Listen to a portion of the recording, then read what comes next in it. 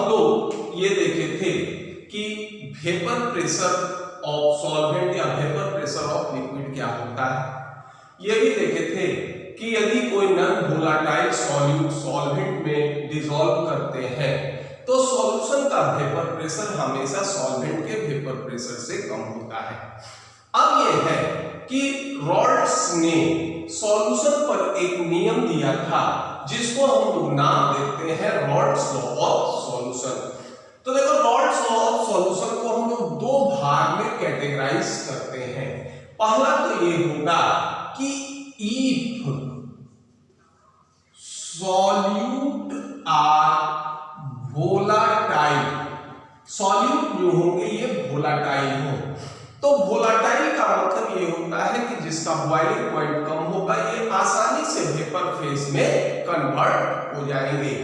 यह जो सॉल्यूशन होंगे ये सॉल्यूशन होते हैं क्या, ये होंगे लिक्विड लिक्विड सॉल्यूशन। यानी सॉल्यूशन के जो दो कंपोनेंट होते हैं सॉल्वेंट और सॉल्यूट, तो सॉल्वेंट का भी अवस्था क्या होगा, लिक्विड होगा, और सॉल्यूट का भी अवस्था क्या होगा, लिक्विड होगा, और दोनों हमारे क्या होंगे, ये वोलेटाइल होंगे, यानी आसानी से ये वेपर फॉर्म में कन्वर्ट हो जाएंगे। अब ये है कि इस पर इन्होंने ये देखा कि जैसे मान लो कोई हमारा सॉल्यूशन है और ये सॉल्यूशन हमारा क्या है, ये सॉल्यूशन है लिक्विड लिक्विड सॉल्यूशन, यानी दोनों कंपोनेंट इसमें लिक्विड अवस्था में है। शर्त यहां क्या था कि दोनों सॉल्यूशन हमारा क्या होता है, सॉरी दोनों कंपोनेंट जो होंगे ये वोलेटाइल होंगे। तो जब दोनों कंपोनेंट वोलेटाइल होंगे तो इसके ऊपर भी जो कंपोनेंट होते हैं इनका गैसियस फेज में भी ये उपस्थित होंगे, और ये कंपोनेंट ये हमारे क्या होंगे, लिक्विड फेज में भी उपस्थित होंगे। ये हमारा मान लो ये हो गया क्या, गैसियस फेज। ठीक, कंपोनेंट मान लीजिए आपका ए है और बी है, दोनों लिक्विड हैं, तो लिक्विड फेज में भी आपका ए और बी होगा, और गैसीय फेज में भी आपका क्या होगा, ए और बी होगा। तो यहां पर इसका ए का भी कुछ क्या होता है, ये पार्शियल प्रेशर होगा, और बी का भी कुछ पार्शियल प्रेशर होगा, और ये पार्शियल प्रेशर दोनों को मिला लो तो ये टोटल प्रेशर के बराबर होंगे। तो रॉल्ट्स ने ये देखा कि इस कंपोनेंट का यानी कंपोनेंट ए का जो पार्शियल प्रेशर गैसीय फेज में था ये रिलेट हो जा रहा है किससे, ये रिलेट हो जाता है mole fraction of a in liquid, ये mole fraction of a in liquid phase, और इसके वेपर प्रेशर जब ये प्योर अवस्था में उपस्थित हो इसके बराबर हो जाता था। कब, जब ये जो होंगे ये एक दूसरे से इक्विलिब्रियम में स्थित हो। तो रॉल्ट्स ने जो नियम दिया उन्होंने ये कहा कि इन ए सॉल्यूशन, इन्होंने ये कहा कि in a solution the vapour pressure of component in a given temperature, in a given temperature is equal to their mole fraction, equal to their mole fraction of component in solution multiplied by vapor pressure of component in pure state। इन्होंने ये कहा कि the vapor pressure of component in a given temperature is equal to their mole fraction of component multiplied by vapor pressure of component in pure state. तो अब जैसे मान लो ये देखो हमारा दो कंपोनेंट था, एक कंपोनेंट ए हुआ और दूसरा कंपोनेंट बी हुआ। अब ये मान लेते हैं कि अगर ए हमारा प्योर स्टेट में है तो ये कहोगे वेपर प्रेशर ऑफ ए कब इन प्योर स्टेट। अगर मान लो ए हमारा प्योर स्टेट में है तो हम इसको इंडिकेट करते हैं, इसे P0 से इंडिकेट करते हैं। ठीक है, ये vapour pressure of B in pure state, इसको हम इंडिकेट कर रहे हैं, किसे P0 से इंडिकेट कर रहे हैं। अब ये है कि जब ये मिलेंगे सॉल्यूशन का निर्माण होगा, तो सॉल्यूशन में ए का वेपर प्रेशर अलग होगा और सॉल्यूशन में बी का प्रेशर अलग होगा। तो मान लो vapour pressure of a in solution, इसको हम इंडिकेट करते हैं PA से। Vapour pressure of B in solution, इसको इंडिकेट करते हैं किसे, PB से। जैसे मान लो हम जल और इथाइल अल्कोहल, इसका हमने सॉल्यूशन लिया, तो अब देखिए जल जब प्योर स्टेट में है तो उसका कुछ वेपर प्रेशर का मान होगा, और अगर इथाइल अल्कोहल हमारा प्योर स्टेट में है तो उसका कुछ न कुछ वेपर प्रेशर का मान होगा। तो अगर जल को हम A से इंडिकेट करें और इथाइल अल्कोहल को B से इंडिकेट करें तो P0A ये बताएगा किसको, vapour pressure of water in pure state. अगर हम P0B को कहें तो ये बताएगा vapour pressure of ethyl alcohol in pure state. तो दोनों हमारा प्योर स्टेट में होंगे। अब तुम इसको मिला दोगे, तो जब मिलाओगे तो ये बनेगा सॉल्यूशन। तो सॉल्यूशन में जल का वेपर प्रेशर अलग होगा और इथाइल अल्कोहल का वेपर प्रेशर अलग होगा, ये दोनों बराबर नहीं होंगे। तो जल सॉल्यूशन में जल के वेपर प्रेशर को कहेंगे PA से इंडिकेट कर रहे हैं और जल सॉल्यूशन में इथाइल अल्कोहल को PB से। तो ये हो जाएगा वेपर प्रेशर ऑफ सॉल्यूशन, इसको मान लो हम PS से इंडिकेट करते हैं। फिर ये हो जाएगा आपका मोल फ्रैक्शन ऑफ A, इसको हम XA से इंडिकेट कर दे रहे हैं। दूसरा ये हो गया कि मोल फ्रैक्शन ऑफ B, इसको हम XB से इंडिकेट कर दे रहे हैं। अब इसको हम लोग काउंट करते हैं कि देखिए अब ये नियम क्या कह रहा है, ये तो हमारा नोटेशन हो गया। ये कहता है in a solution the vapour pressure of component in a given temperature. मान लो कंपोनेंट ए है, इसका सॉल्यूशन में वेपर प्रेशर क्या था, इसको हम इंडिकेट करते थे PA is equal to their mole fraction of component in solution। Mole fraction of component in solution हो गया क्या, XA multiplied by vapour pressure of component in pure state, यानी PA बराबर हो जाएगा किसके, XA इंटू P0A। उसी तरह दूसरा कंपोनेंट हो गया PB बराबर ये होगा XB इंटू P0B।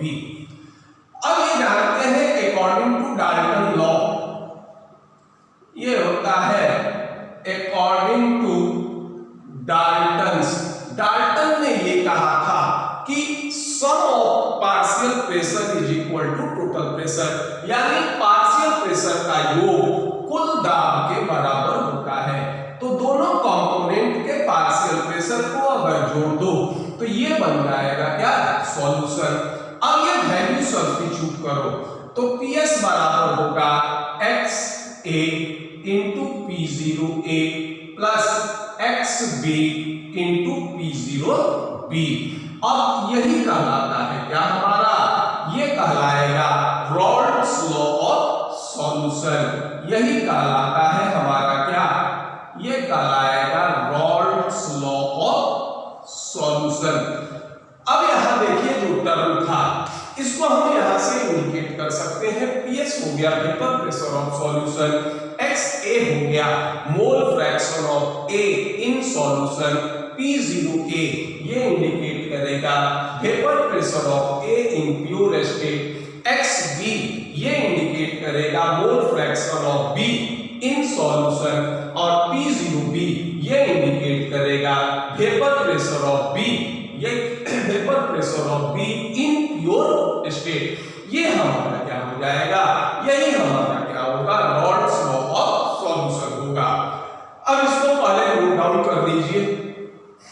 अब हम लोग ये करते हैं कि पहले इसका हम लोग एक ग्राफ प्लॉट करते हैं, इसके बाद देखेंगे कि ये जो नियम था इससे हम क्या जानकारी प्राप्त कर सकते हैं।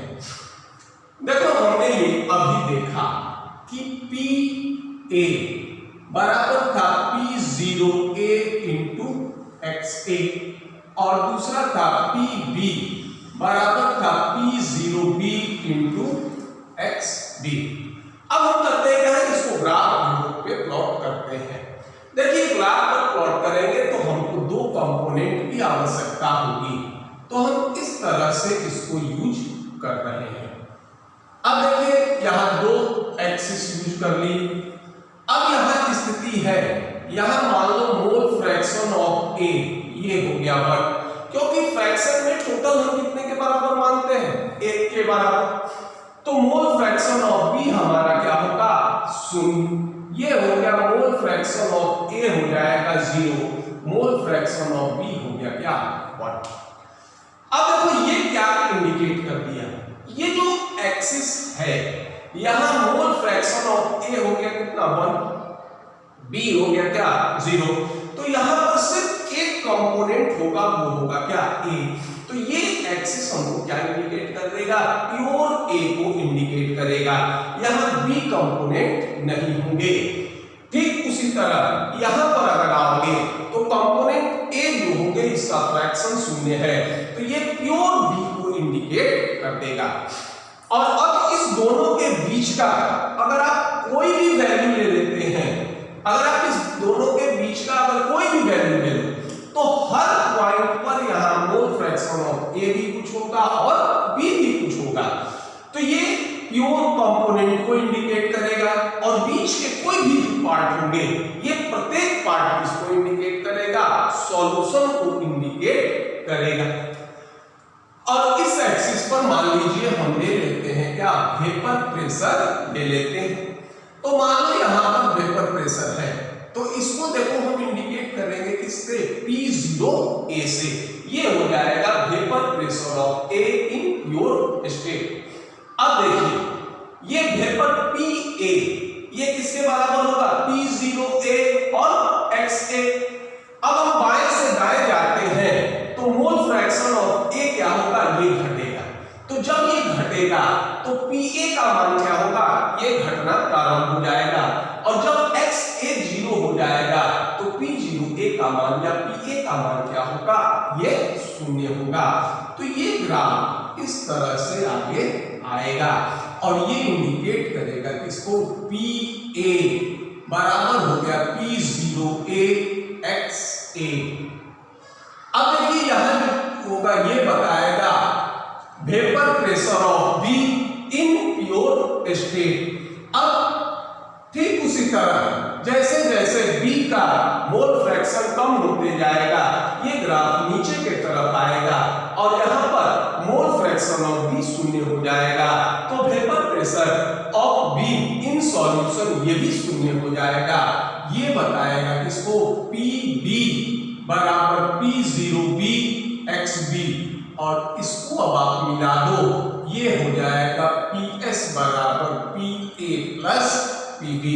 और इस तरह से रॉल्स लॉ ऑफ सॉल्यूशन को हम ग्राफ पे रिप्रेजेंट कर देते हैं। अब यह है कि रॉल्स लॉ ऑफ सॉल्यूशन को एप्लीकेबल किस तरह से करेंगे, या ये कहो कि इससे हम इंफॉर्मेशन किस तरह से ड्रॉ करेंगे। तो देखो सबसे पहला हमको इंफॉर्मेशन ये मिलेगा कि रॉल्स लॉ कब लागू होंगे, जब दोनों कंपोनेंट हमारे क्या हो, ये वोलाटाइल हो और दोनों क्या हो, एक दूसरे में सॉल्युबल हो, या फिर ये कहो कि ये क्या हो, दोनों कंपोनेंट क्या हो, ये एक दूसरे में सॉल्युबल या विलेय हो। तो अब ये कहते हैं, ये कब लागू होगा कि both components are volatile and completely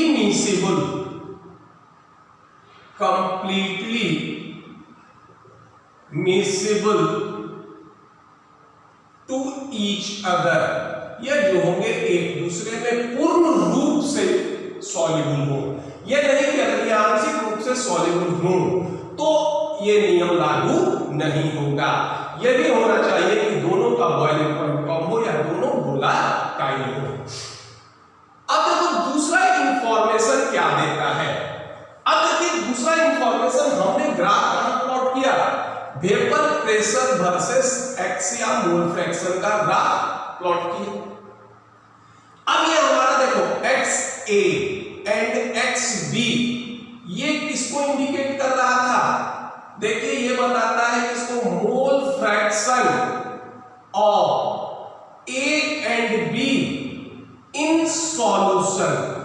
solution में क्या होगा, ये A और B के मोल फ्रैक्शन को इंडिकेट करेगा। अब देखो जब दोनों कंपोनेंट हमारा वोलाटाइल है तो इसका मतलब ये भी होगा कि जब सॉल्यूशन के ऊपर जो इसके गैसीय फेज उपस्थित होंगे, इस गैसीय फेज में भी दोनों कंपोनेंट अवश्य उपस्थित होंगे, तभी ये गैसीय फेज और लिक्विड फेज एक दूसरे के इक्विलिब्रियम में रहेगा। तो ये कह सकते हो कि द वेपर फेज, देखिए ये होगा कि the vapour phase of component must present above the vapor phase, या ये कह सकते हैं द वेपर फेज, या ये इस तरह से लिख लो, ये आसान रहेगा कि इन वेपर फेज, सीधा कहते हैं इन vapour phase both component must be present। ये चूंकि ये वोलाटाइल है तो जब वोलाटाइल होंगे तो आसानी से गैसीय अवस्था में आएंगे, तो सॉल्यूशन के ऊपर जो गैसीय फेज होगा या वेपर फेज होगा उसमें भी ये दोनों कंपोनेंट अवश्य उपस्थित होंगे। और ये भी होगा कि जो कंपोनेंट अधिक वोलाटाइल होगा उसकी मात्रा क्या होगी, अधिक होगी, और जो कंपोनेंट कम वोलाटाइल होगा उसकी मात्रा क्या होगी, अधिक होगी। तो ये कह सकते हो कि वोलाटाइल कंपोनेंट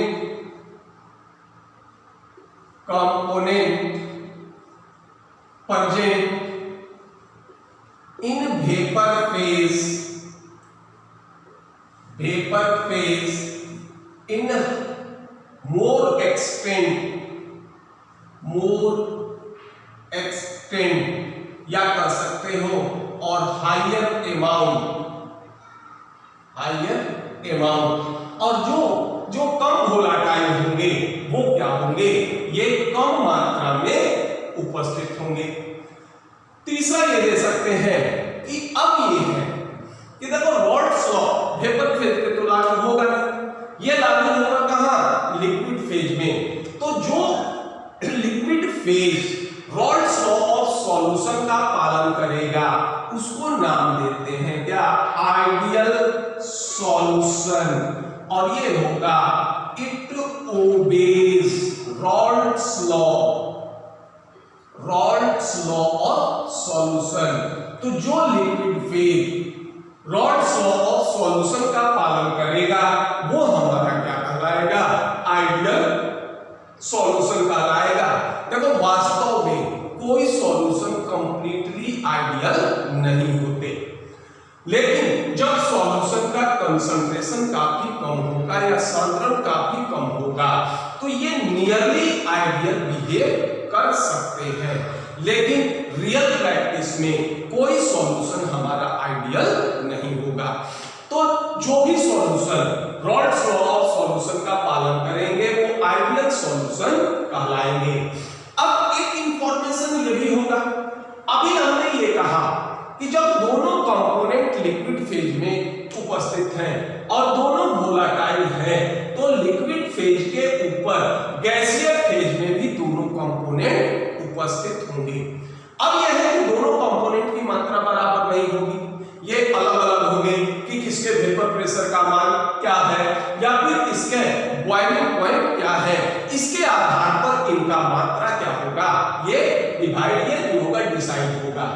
अब ये वेपर फेज क्या करेंगे, लिक्विड फेज पर एक दबाव डालते हैं या प्रेशर एक्सर्ट करेंगे। तो प्रेशर जब एक्सर्ट करेंगे तो ये भी हो सकता है कि वेपर फेज में कंपोनेंट का प्रेशर क्या होगा। तो वेपर फेज में कंपोनेंट का प्रेशर ये किस पर डिपेंड करेगा, वेपर फेज में जो कंपोनेंट के मॉलिक्यूल उपस्थित होंगे इस पर डिपेंडेंट होगा। तो अगर हम लोग मान लो YA एंड YB ये इंडिकेट करता है कि ये इंडिकेट करेगा fraction of component present in vapour phase, ये किस तरह से हम लोग काउंट करें या ये क्या बताएगा। तो YA ये बराबर हो जाएगा किसके, ये होगा PA upon PA plus PB, जहां PA इंडिकेट करेगा किसको, ये इंडिकेट करेगा किसको, vapour pressure of A in vapour phase और PB इंडिकेट करेगा vapour pressure of B in vapour phase, क्योंकि ये जानते हो कि सीधा पार्शियल प्रेशर या प्रेशर नंबर ऑफ मोल्स के डायरेक्टली प्रोपोर्शनल होते हैं। तो जिसका मोल अधिक होगा वेपर फेज में उसका प्रेशर अधिक होगा और इस दोनों को जोड़ दो तो पार्शियल प्रेशर का योग किसके बराबर हो जाता है, टोटल प्रेशर के बराबर हो जाता है। और इस तरह से YB हो जाएगा आपका PB बटा PA प्लस PB, ये होगा PA बाई P टोटल। तो ये फ्रैक्शन किस चीज को बताएगा, ये फ्रैक्शन बताएगा कि गैसीय फेज में क्या होंगे YA या गैसीय फेज में कंपोनेंट A का फ्रैक्शन बताएगा और ये बताएगा गैसीय फेज में कंपोनेंट B का फ्रैक्शन बताएगा। तो ये ग्राफ हमको इतना जानकारी देगा। तो पहले इसको नोट डाउन कर लीजिए, फिर इस पर एक न्यूमेरिकल देखते हैं। ये होगा वेपर प्रेशर या रॉल्स लॉ ऑफ सॉल्यूशन जब दोनों कंपोनेंट हमारे क्या हो, वोलेटाइल हो। क्वेश्चन हम एक ये बना रहे हैं, क्वेश्चन ये है कि दो कंपोनेंट है, ये है वेपर प्रेशर ऑफ CHCl3, ये हमारा क्या है क्लोरोफॉर्म एंड CH2Cl2 डाइक्लोरोमीथेन, दोनों हमारा क्या है वोलेटाइल है, लिक्विड फेज में उपस्थित है at 298 kelvin or 200 mmHg and 415 mmHg, यानी दो कंपोनेंट है, एक है क्लोरोफॉर्म और डाइक्लोरोमीथेन। 298 केल्विन पर इसका वेपर प्रेशर का मान है कितना, क्लोरोफॉर्म का है 200 mmHg और डाइक्लोरोमीथेन का है क्या 415 mmHg। अब ये कहता है कि ये ज्ञात कीजिए vapour pressure of solution if solution is prepared by 25.5 gram of CHCl3 and 40 gram CH2Cl2 और दूसरा कहता है mole fraction of each component, mole fraction of each component in vapour phase. ये कहता है कि यदि सॉल्यूशन बनाया जाता है जिसमें 25.5 ग्राम क्लोरोफॉर्म हो और 40 ग्राम क्या हो, डाइक्लोरोमीथेन हो, तो वेपर प्रेशर ऑफ सॉल्यूशन बताइए।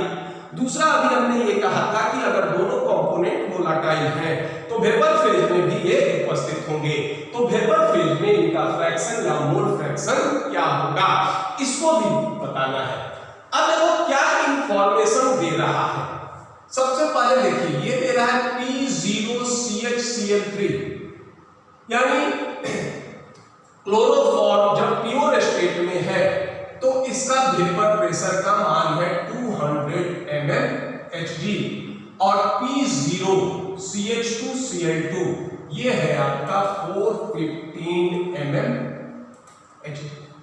अब इस दोनों का मोल फ्रैक्शन निकालना है, तो देखो सबसे पहले ये निकालते हैं मोल ऑफ CHCl3। देखो सॉल्यूशन जब बन रहा है तो इसमें क्लोरोफॉर्म कितना है 25.5 ठीक, और क्लोरोफॉर्म का मॉलिक्यूलर वेट होता है 119.5। देखिए कार्बन का होगा 12, ऑक्सीजन का हाइड्रोजन का होगा 8 और क्लोरीन का होगा कितना 35.5। तो ये हो जाएगा आपका 0.213।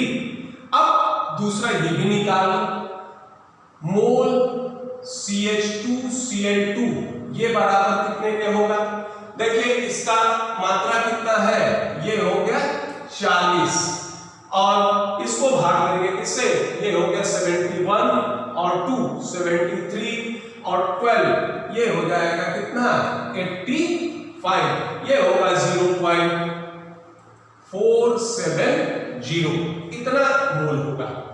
अब आप निकाल लीजिए मोल फ्रैक्शन ऑफ CHCl3, ये कितना हो गया 0.213 बटा टोटल हो जाएगा 0.213 प्लस 0.470 और ये हो जाएगा आपका सॉल्व करोगे 0.312 और इसका अगर काउंट कीजिएगा मोल फ्रैक्शन ऑफ CH2Cl2 तो ये होगा 0.470 अपॉन 0.470 प्लस 0.213 या फिर सीधा अगर 8 में से घटा देते तो सीधा इसका वैल्यू आ जाता 0.688। अब देखिए यहां पर हम रॉल्ड्स लॉ एप्लीकेबल कर रहे हैं, तो ये था आपका PS बराबर एक कंपोनेंट हमारा क्या हो गया P0CHCl3 into mole fraction of CHCl3 plus P0 यानी vapour pressure of CH2Cl2 in pure state into mole fraction of CH2Cl2। अब देखिए वैल्यू रखो, ये हमारा क्या है P0CHCl3 यानी vapour pressure of chloroform in pure state, ये हो गया आपका 200 इंटू 0.312 प्लस ये है कितना 415, ये हो गया 0.688। अब इसको मल्टीप्लाई करोगे तो ये होगा 62.4 और ये हो जाएगा आपका 285.5।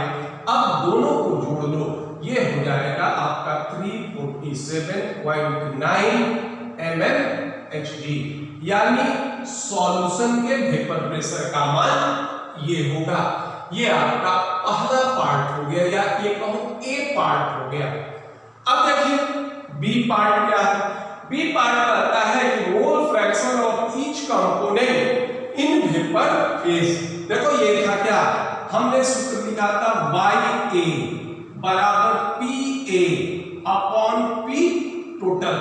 पार्शियल प्रेशर कितना है इसका, देखिए 62.4, टोटल कितना है, ये होगा 347.9, इस दोनों के योग के बराबर। अब इसको सॉल्व करोगे तो ये होगा कितना 0.18, और ये हो जाएगा mole fraction of B in vapour phase, ये होगा PB by P total by P total, तो ये हो जाएगा आपका कितना 285.5 अपॉन 347.9, ये हो जाएगा 0.82। अब ये इनका क्या होगा, फ्रैक्शन होगा।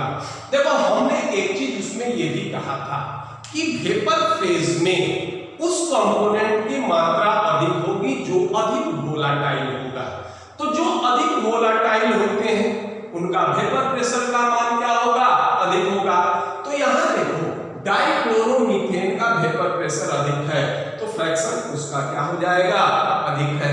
अब जिसका वेपर प्रेशर, क्लोरोफॉर्म का वेपर प्रेशर का मान कम है, तो उसका फ्रैक्शन क्या होगा, ये कम होगा।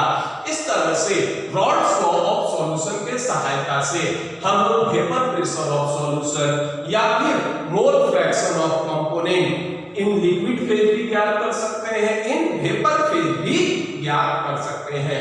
तो ये एप्लीकेबल होगा या ये होगा रॉल्स लॉ ऑफ सॉल्यूशन यदि दोनों कंपोनेंट हमारे वोलेटाइल हो।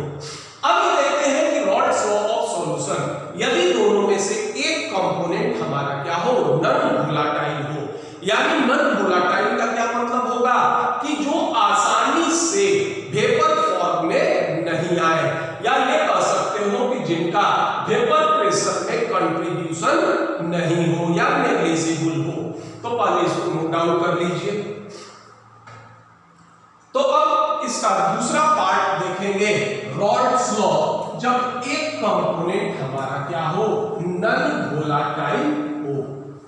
दूसरा पार्ट हम लोग ये देखते हैं, ये होगा कि Rawls law for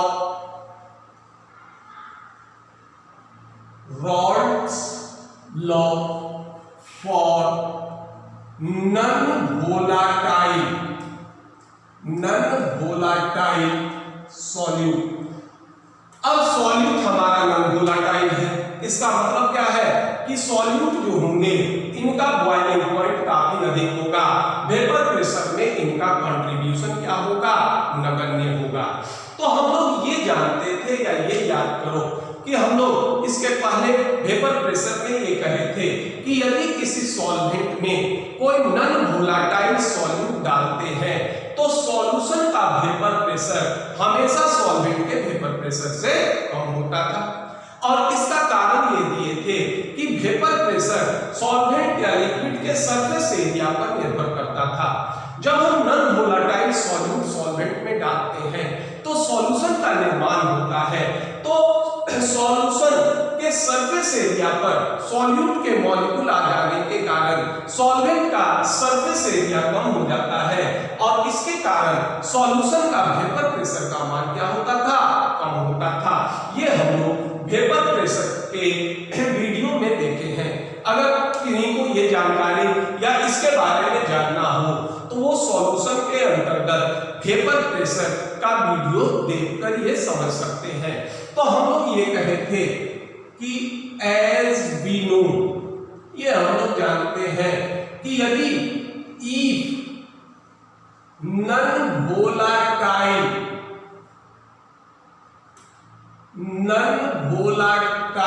solute dissolves in solvent, इस स्थिति में क्या था कि vapour pressure of solution is lower than vapour pressure of solvent, ये हमने पढ़ा था। अभी हमने रॉल्ड्स लॉ पढ़ा, देखो ये था अकॉर्डिंग टू रॉल्ड्स लॉ। रॉल्ड्स लॉ क्या था कि vapour pressure of component in solution ये बराबर किसके होता था, मोल fraction of component in solution multiplied by mole fraction. देखो ये था हमारा PA बराबर था P0A इंटू XA। मान लो A हमारा सॉल्वेंट है, तो ये कह सकते हैं वेपर प्रेशर ऑफ सॉल्वेंट, ये क्या हो जाएगा, ये हो जाएगा मोल फ्रैक्शन ऑफ सॉल्वेंट, ये हो गया मोल फ्रैक्शन ऑफ सॉल्वेंट कब, इन सॉल्यूशन मल्टीप्लाइड बाय ये होगा vapour pressure of solvent in pure state, in pure state vapour pressure of solvent in pure state किसके बराबर होगा। ये रॉल्ड्स लॉ हमने सॉल्वेंट पर लागू कर दिया। अगर मान लो हम सॉल्यूट पर लागू करते हैं तो सॉल्यूट पर देखो इसलिए नहीं लागू कर सकते हैं कि सॉल्यूट हमारा क्या है, नॉन वोलेटाइल है, ये आसानी से गैसीय फॉर्म में नहीं आएगा, तो अब इस पर का वेपर प्रेशर का मान नेग्लिजिबल होगा। तो ये होता है कि ई देखो सॉल्यूट इज नॉन वोलेटाइल, तो जब सॉल्यूट नॉन वोलेटाइल है तो इसका कंट्रीब्यूशन वेपर प्रेशर में क्या होगा, नगण्य होगा, इसलिए ये हो जाएगा आपका वेपर प्रेशर ऑफ सॉल्यूशन ये बराबर किसके हो जाएगा, वेपर प्रेशर ऑफ सॉल्वेंट के बराबर हो जाएगा।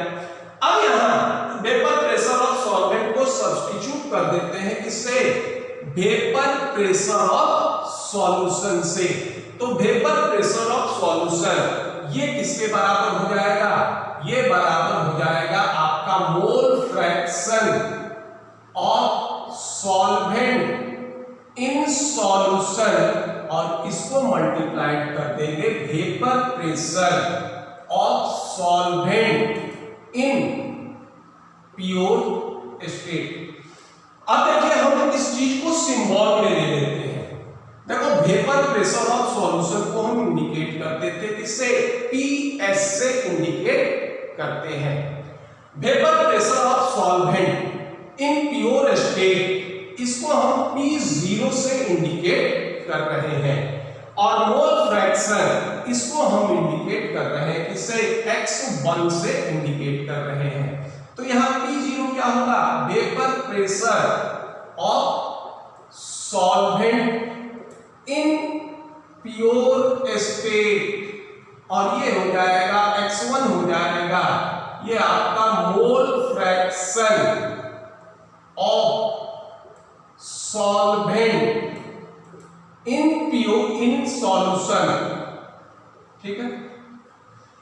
अब अगर मान लो देखो vapour pressure of solvent in pure state ये हमारा क्या होता है, ये हमारा कांस्टेंट होगा। जैसे मान लो सॉल्वेंट हमारा जल है, तो जल मान लीजिए पार्टिकुलर टेंपरेचर 25 डिग्री पर वेपर प्रेशर का मान ऑलवेज कांस्टेंट होगा, तो कांस्टेंट और बराबर को हटा दें तो ये हो जाएगा PS प्रोपोर्शनेट टू X1 और इसके बीच अगर हम एक ग्राफ प्लॉट करते हैं, देखो x एक्सिस पर हम लोग ले रहे हैं मोल फ्रैक्शन ऑफ सॉल्वेंट और इस पर ले रहे हैं वेपर प्रेशर ऑफ सॉल्यूशन, तो ये एक ग्राफ आएगा और ये ग्राफ क्या होगा, ये ग्राफ आएगा और ये स्ट्रेट लाइन होता है और जो ओरिजिन से होकर प्रवाहित होगा।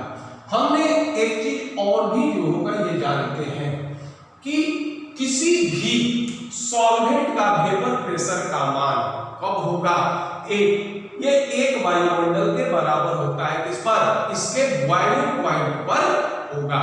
तो जब मान लीजिए मोल फ्रैक्शन ऑफ सॉल्वेंट ये हमारा एक हो तो ये इंडिकेट करेगा किसको, प्योर सॉल्वेंट को इंडिकेट करेगा।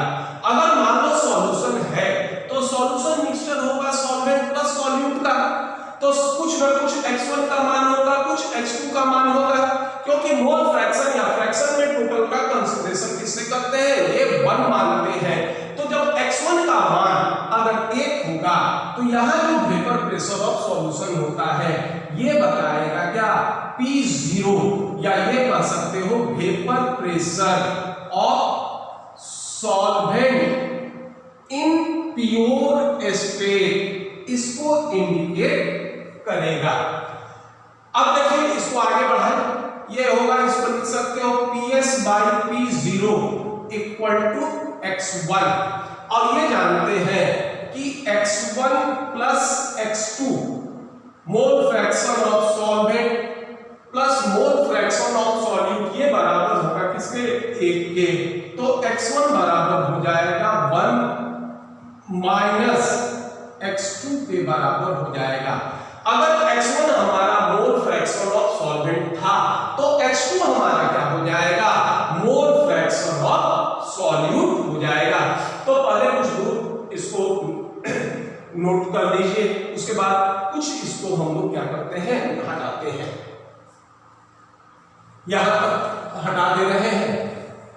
अब देखिए x1 के जगह हम ये सब्स्टिट्यूट कर देते हैं, ये हो जाएगा आपका PS/P0,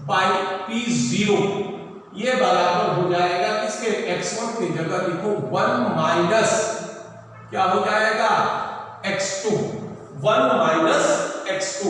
अब ये x2 बराबर क्या हो जाएगा, x2 को इधर ले आए तो ये होगा 1 माइनस PS/P0, और ये x2 बराबर हो जाएगा P0 minus PS upon P0, जहां x2 हमारा किसको इंडिकेट करेगा, ये बताएगा मोल फ्रैक्शन ऑफ सॉल्यूट को बताएगा। अब देखिए ये किस किस चीज को इंडिकेट करेगा, तो यहां से हम डायरेक्ट एक नियम भी जो होगा ये लिख सकते हैं। अब ये देखो ये क्या होता है, P0 minus PS upon P0। देखिए P0 हमको बताता है क्या, vapour pressure of solvent in pure state, ठीक है। PS बताता है वेपर प्रेशर ऑफ सॉल्यूशन। हमने ये देखा था कि सॉल्वेंट में अगर नॉन वोलेटाइल सॉल्यूट डालते हैं तो सॉल्यूशन का वेपर प्रेशर सॉल्वेंट के वेपर प्रेशर से कम हो जाता है। ये था वेपर प्रेशर ऑफ सॉल्वेंट, ये था वेपर प्रेशर ऑफ सॉल्यूशन। दोनों में जो अंतर आएगा ये बताएगा किसको, लोअरिंग ऑफ वेपर प्रेशर को, यानी सॉल्यूट अगर मिलाते हैं तो वेपर प्रेशर में कितना कमी होगा। और डिवाइड है किससे, वेपर प्रेशर ऑफ सॉल्वेंट से। इसका मतलब क्या हो गया, vapour pressure of solvent eight particular temperature हमारा कांस्टेंट होता है, तो वेपर प्रेशर ऑफ सॉल्वेंट के सापेक्ष वेपर प्रेशर में कमी, तो इसको नाम देते हैं relative lowering of vapour pressure. और ये क्या हो गया, मोल फ्रैक्शन ऑफ सॉल्यूट। तो ये नियम ये हो जाएगा कि relative lowering of vapour pressure is equal to mole fraction of solute, और इसको ये लिख सकते हो P0 माइनस PS/P0 बराबर ये होगा N1 upon N1 plus N2। Mole fraction of solute किसके बराबर होता है, मोल ऑफ सॉल्यूट बटा mole of solute plus mole of solvent. तो यहाँ आपका N1 हो जाएगा किसके बराबर, ये होगा मोल ऑफ सॉल्यूट, और N1 हो जाएगा मोल ऑफ सॉल्यूट, और N2 बराबर हो जाएगा किसके, मोल ऑफ सॉल्वेंट के, और दोनों को मिला दोगे तो ये हो जाएगा मोल, ये क्या होगा, टोटल मोल के बराबर हो जाएगा। और इस तरह से जब हमारा एक सॉल्यूट वोलेटाइल नॉन वोलेटाइल होगा तो रॉल्स लॉ का नियम ये हो जाएगा कि relative lowering of vapour pressure is equal to mole fraction of solute. देखो ये हमारा relative lowering of vapour pressure ये हमको आगे के टर्म में भी आएगा, जब हम लोग जहां कॉलिगेटिव प्रॉपर्टी प्रॉपर्टीज पढ़ेंगे। तो जहां relative lowering of vapour pressure conjugative properties के अंतर्गत पढ़ेंगे, तो यहाँ इसको फिर से आगे बढ़ाएंगे। तो ये आपका होता है रॉल्स लॉ ऑफ सॉल्यूशन। यदि दोनों कंपोनेंट वोलेटाइल हो या फिर एक कंपोनेंट नॉन वोलेटाइल हो, तो इस तरह से ये हमारा रॉल्स लॉ ऑफ सॉल्यूशन हुआ। अगर आपको ये वीडियो पसंद आए तो इसे लाइक कीजिए, सब्सक्राइब कीजिए। धन्यवाद।